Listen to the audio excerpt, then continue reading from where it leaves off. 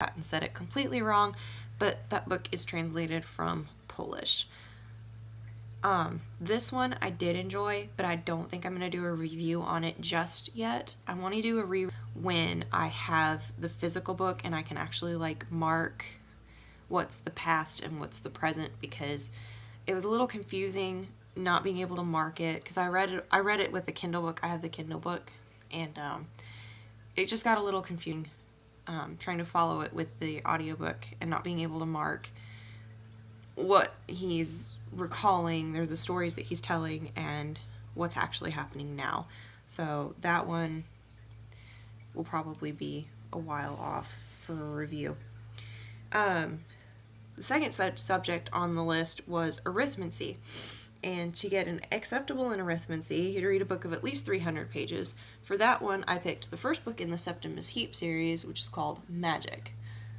This one I'm not going to continue the series with. I didn't really care for it, and it's supposed to be about this like seventh son of the seventh son type thing, and that really didn't even come up until the very end of the book.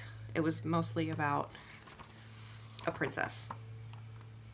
So, but anyways, this one is 500 something pages. Yeah, it's like 550, 560 pages, 560-ish pages, 564. So that one definitely covered the at least 300 page requirement. The exceeds expectations in arithmancy was to read a book that ends on an even number page. For that one, I picked, God, that is just horrible, Elves of the Blood Moon Part 1. Is 16 pages, and it's about 2 warring factions of elves, and that's leaned from it. I don't think I'm going to continue with the rest of the parts of that either. Real quick note, you're going to see books, the last 5 books in a series, or 5 books of a series that I read. I did read them in order, but they're not in order on the TBR, or on my list. So, before you panic, I did read them in order. Don't worry. And then to get an outstanding in arithmancy, you had to read a book that's not a first in the series. For that one, I read Layer of Bones, which is book 4 in the Rune Lord series by David Farland. I did not do a review for the third one, but I did do reviews for the first 2. It just gets harder and harder to talk about these books the further into the series you go. So go check out my review for at least the first one, because these books are fantastic. They're underrated, and I think more people need to read them. It is an older fantasy series, but it's not like that old. I think this one was published in 2003. So I think the first one was published in like 1999, maybe. I'll have to look. It's on my top shelf up there. And I think I say it in the review for the first book. But moving on. Okay, astronomy is the next one on the list. For that one, I do have all 3 of the books. For astronomy to get an acceptable, you had to read a book with stars on the cover, and for that, I picked Zenith by Sasha Alsberg and Lindsay Cummings. I went into this book with really low expectations. Like, I didn't really think I was going to like it all that much, but I actually, like, it surprised me. It's about an all-girl band of space pirates, and that was just like, I don't read sci-fi all that much, but this one was like, this falls into that rare category of sci-fi that I will actually enjoy and read. So I think I'm going to look for the physical copy of this book, because I have the ebook copy on my Kindle. So I think I'm actually going to get the physical copy of this book. And then for exceeds expectations, you had to read a book with the word sky in the title. For that one, I read Empress of a Thousand Skies by Rhoda Belleza? I don't know. This one was okay. This didn't quite fall into that realm of sci-fi that I actually enjoy. But I did enjoy it. It wasn't horrible. It wasn't, oh my god, this is great. For me, at least. And then for an outstanding in astronomy, you had to read a book set in a different world or on a different planet. And for that one, I read the sequel to Empress of a Thousand Skies, Blood of a Thousand Stars. So, knocked out a duology this month, along with the rest of a series this month. Doing great. Okay, next on the list is Care of Magical Creatures. For that one, you had to read a book with an animal on the cover. And for that, I picked Darksiders, The Abomination Vault. And I think I would have appreciated this more if I had played the games before I had read these books. Because I didn't get around to playing the games before I had read the book. I wanted to, but it just didn't happen, ever. Okay, and then for An Exceeds Expectations, you had to read a book under 160 pages. For that one, I picked Dark Grasp, which is about an elf and an undead unicorn. I know there's 2 horns on that, but they still called it a unicorn. This one was 42 pages long. And then for an Outstanding, I forgot a picture of that one. For an Outstanding, you had to pick a book that has to do with dragons in some way, shape, or form, in some capacity. So for that one, I was originally going to do Eyes of the Dragon by Stephen King, but I couldn't get the audiobook loan for it. So instead, I did Dragon Champion by E.E. Knight, which is the first book in the Age of Fire series. I may continue with this series, but I'm not entirely sure yet. It's nice to have a book that's from the perspective of all. It's a complete dragon perspective book. Like the whole book, you're following this dragon's perspective. And it's kind of nice. So I may continue with the series, but I'm not entirely sure yet. We'll see where that goes.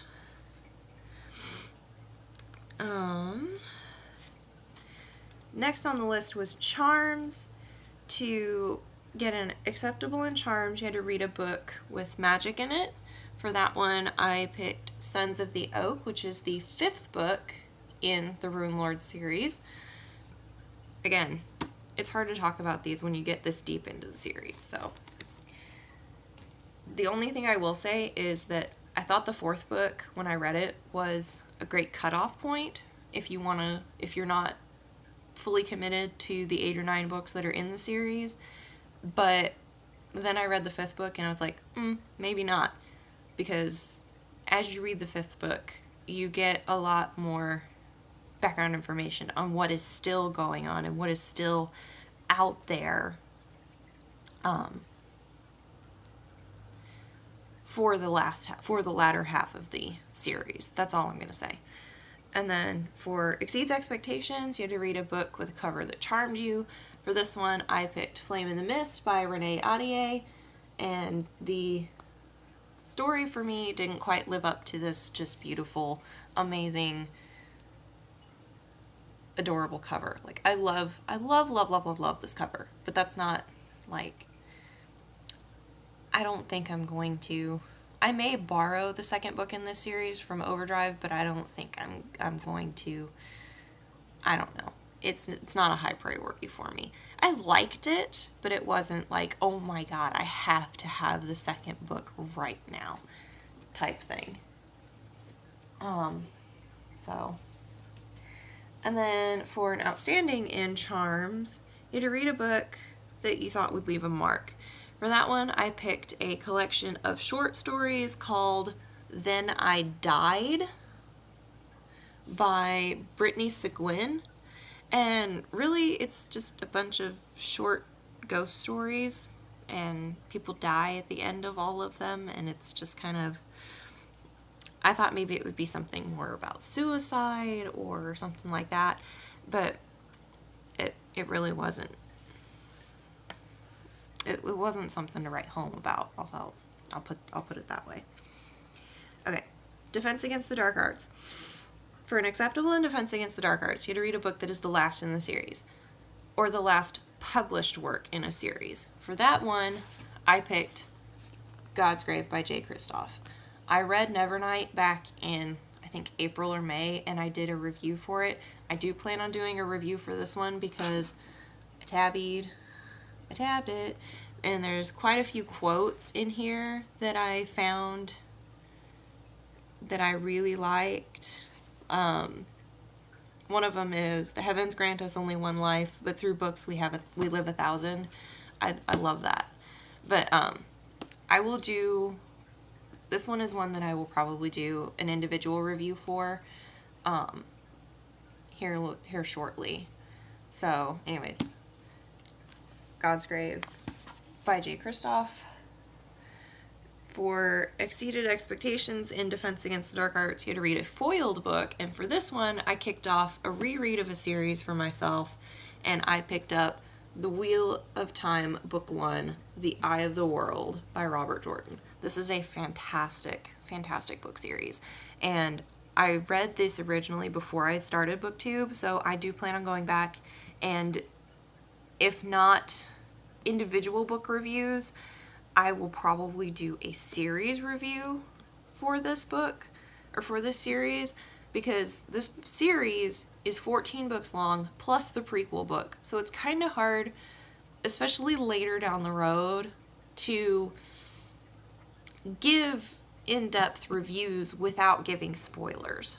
So I may, instead of doing an individual book review for these books, I may do what I did with the Dark Tower series and just do a series review for this book series. But these are fantastic, and if you haven't read them, I highly, highly suggest that you do at least pick up the first one to see if you like it, and if you're still on the fence, go to the second one. If you're not into it by like the third one, then forget it, but these are fantastic books. And then to get an outstanding in Defense Against the Dark Arts, you had to read a book with the word dark in the title. So for that one, I picked Chase the Dark by Annette Marie. It is the first book in the Steel and Stone series. I don't think I'm going to continue this series either. The book was okay. I just didn't. It was okay. I don't think I'm going to continue the series, though. Next on the list is Divination. And for that one, to get an acceptable, you had to read a book set in the future. For that one, this was kind of a last-minute insert for my TBR because I was watching a video on Murphy Napier's channel, and she talked about this book, and I was curious about it. It's called 5 to 1.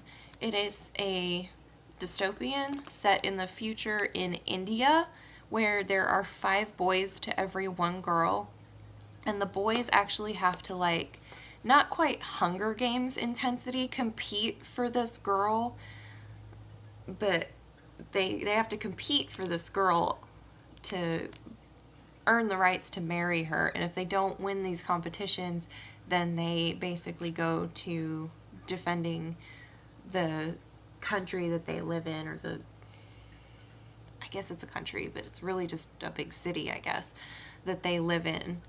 So basically they either win or they die on the wall.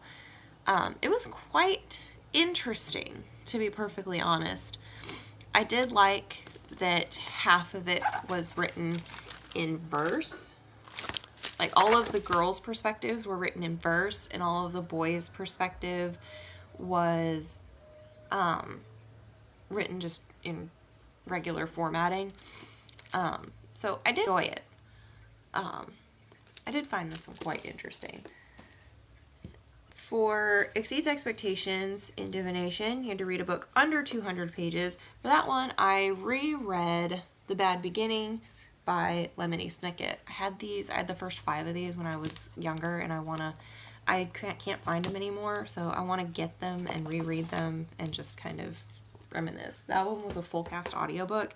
I don't really care for the full cast audiobook for that one. It was alright, but I don't think I'm going to get the audiobooks for the rest of them. I think I'm just going to read the rest of them without the audiobooks. For Herbology, to get an acceptable in Herbology, you had to read a book with green on the cover. And, I skipped over Outstanding for Divination. I'm sorry. For an Outstanding in Divination, you had to read a book with mythology. And for that one, I picked Star-Touched Queen because I remember when I first got on BookTube hearing a lot about this book, and it is based in Indian mythology. We're already 20 minutes in. I'm going to try and make this rest of this quick. For herbology, for an acceptable, you had to pick a book with a green cover. So for that one, I got a little cheeky and picked The Green Rider. You see what I did there? For Exceeds Expectations, you had to read a book with illustrations. I'm going to gush about this book real quick. I picked The Child Thief by Brahm. I gave this book 5 stars. I want everything he's written. This is a Peter Pan retelling. Holy shit, man. This is like, if you like grimdark, you need to read this. I plan on getting, he's got 2 other books out. He's got Child Thief, he's got one called Lost Gods, and he's got one called Krampus the Yule Lord. I want all 3 of them because not only was this story fantastic, but the illustrations that he does the illustrations also for these books, and they are phenomenal. Give him a look into if you really are into like grimdark and just horrible things. Gush over. For an outstanding in herbology, you had to read a book with sun, light, air, or water in the title. For this one, again, I got a little cheeky and I cheated a little bit. And I read The Cruel Prince. Yes, is the audiobook from the library.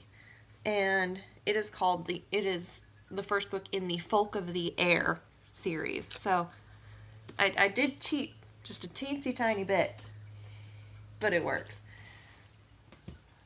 So it still counts.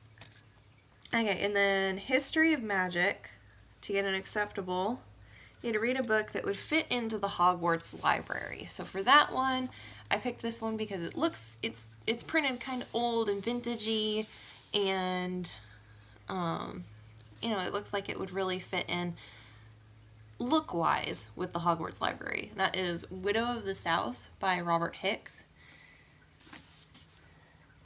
That one is about a lady during the Civil War that basically turns her yard at her house into a cemetery for all of the soldiers that died on the battlefield nearby her home in Franklin, Tennessee, I think, which I told my husband one day after I had finished that book, I want to go visit the house and see, because they turned her house into a museum. I'm really curious about it. Like, I'm a little dark when it comes to my sense of humor and my interests, so I like that kind of stuff. And then for Exceeds Expectations in History of Magic, you had to read a book that was published at least 5 years ago.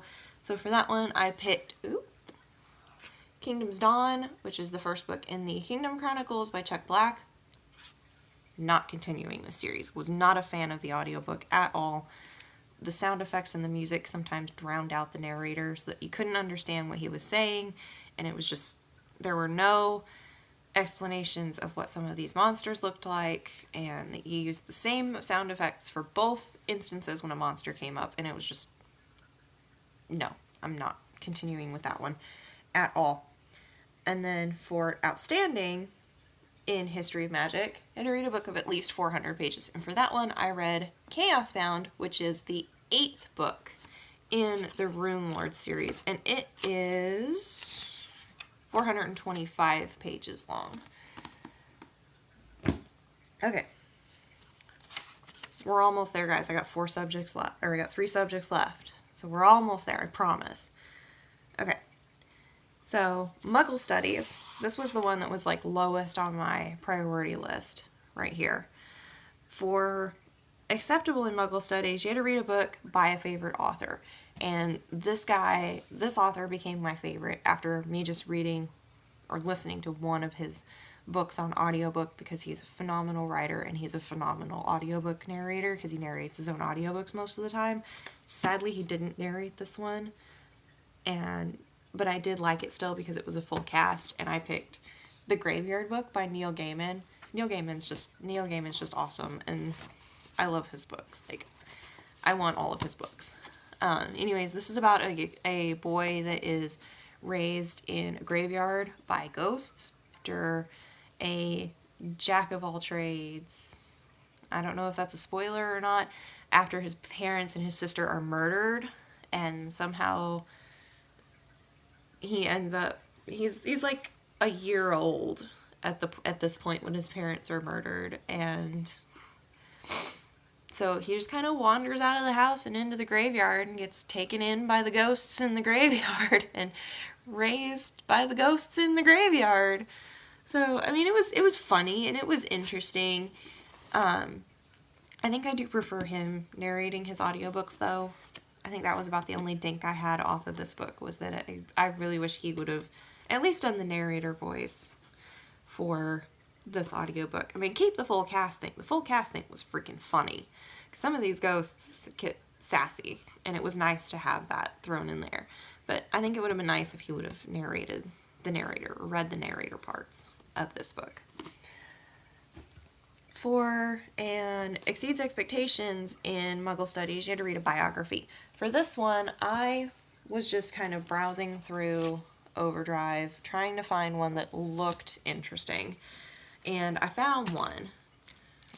And I had to make sure I could find it in the library first, because I really wanted to, if I got to this, I really wanted to, like, immerse myself and pay attention to it, because I don't read biographies, like, ever. And this one really looked interesting, and it's called Isabella, Warrior Queen. This is about Isabella, Queen of Castile, and she is the Queen of Spain during the from like the late 1400s to the early 1500s during the Ottoman War, and she was the queen that signed off and funded Christopher Columbus's expeditions to the Americas. I think I enjoyed this, but there was a lot of, to me, since I probably don't read a whole lot of biographies, this is probably why I felt this way. I felt like there was a lot of excess background information that we could have done without, and this book probably could have been about 100 to 150 pages shorter if we would have cut out the background information. But I still enjoyed it. It's nice to read about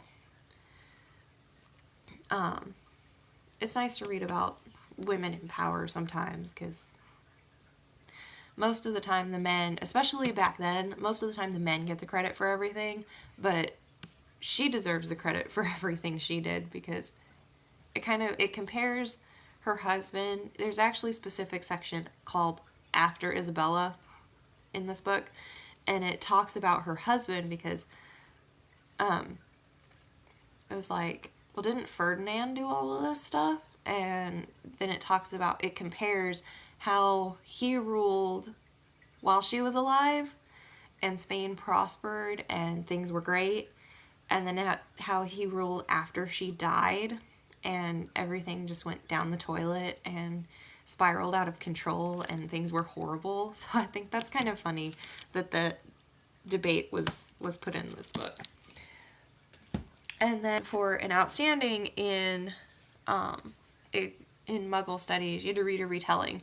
For that one, I read another book that I had been hearing quite a bit about on BookTube when I first started BookTube back in March, and that is The Hazelwood by Melissa Albert, and this is an Alice in Wonderland retelling, I think is what it was being marketed as. I don't think it's necessarily an Alice in Wonderland retelling, but it was still pretty good. Like, I went in with kind of low expectations, and I did enjoy it. So, not a complete loss on that one either. Okay, potions. For an acceptable, you had to read a book with a name of the color in the title, and for that one, I picked Sisters Red by Jackson Pierce, and this is a Red Riding Hood retelling about two sisters in modern Georgia hunting werewolves. So, for Exceeds Expectations and Potions, you had to read a book with a male lead character, and for that one, I read Binder, which is the 6th book in the Rune Lords Chronicles. And for outstanding, you had to read a book with at least 350 pages, and I picked The Wormling Horde, which is the 6th book in the Rune Lord series, and this one is 355 pages long. And this one does have a main character, a male main character, but I can't tell you who it is, because spoilers.